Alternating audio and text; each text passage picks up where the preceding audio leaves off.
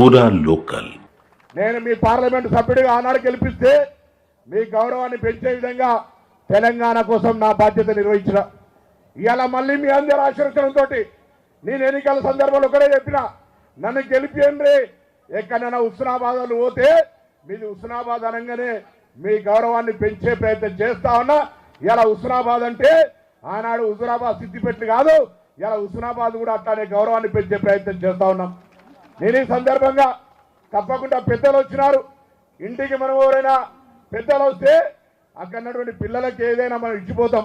నేను ముగ్గురిని కోరుతా ఉన్నా, దామోదర్ రాజనరసింహన్న, అదేవిధంగా కోమటిరెడ్డి వెంకరెడ్డి అన్న, తుమ్మల నాగేశ్వరరావు అన్న, మా హుస్నాబాదు గత 10 ఏళ్ళుగా స్వయంగా ముఖ్యమంత్రి వచ్చి మా ఎమ్మెల్యే ఇంట్లుంటే కూడా ఆయన ఏం అడగకపోతుండే పాపం వీళ్ళని ఏం చేయలే. ఇక్కడ ఇవాళ అన్ని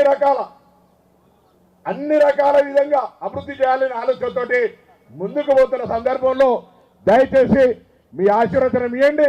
ఈ ప్రాంత ప్రజలకు మీ ఆశీర్వచనంతో ఈ ప్రాంతం అంతా అభివృద్ధికి అయ్యేటువంటి అవకాశం ఉంటుంది. గతంలో అనేక రకాలుగా కొంతకాలం నక్సలైట్ల అడ్డగా, దాని తర్వాత కొన్ని రోజులు సిపిఐ, దాని తర్వాత కాంగ్రెస్ అనేక రకాలుగా పాపం ఎవరి ప్రయత్నం వాళ్ళు ప్రాంత అభివృద్ధి చేశారు.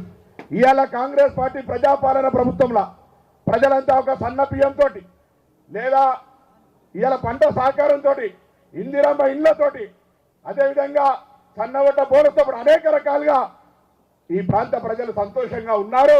ఇంకా కొన్ని కార్యక్రమాలు చేయాలని సందర్భంగా నేను కోరుతూ తప్పకుండా మరి మీ అందరి ఆశీర్వచనం ఈ నియోజకవర్గంలో ఉండాలని మీ అందరూ హృదయపూర్వకంగా కోరుకుంటూ, వెంకన్న మిగతా రోడ్డుకు సంబంధించి కానీ అదేవిధంగా ఇప్పటికే బండి సంజయ్ గారు కూడా ఈరోజు రమ్మన్న, వారు హుస్నాబాద్ అక్కన్నపేట మీదుగా జనగామ 2 నేషనల్ హైవే మధ్యలో నేను వారిద్దరం కలిసి ప్రయత్నం చేస్తా ఉన్నాం.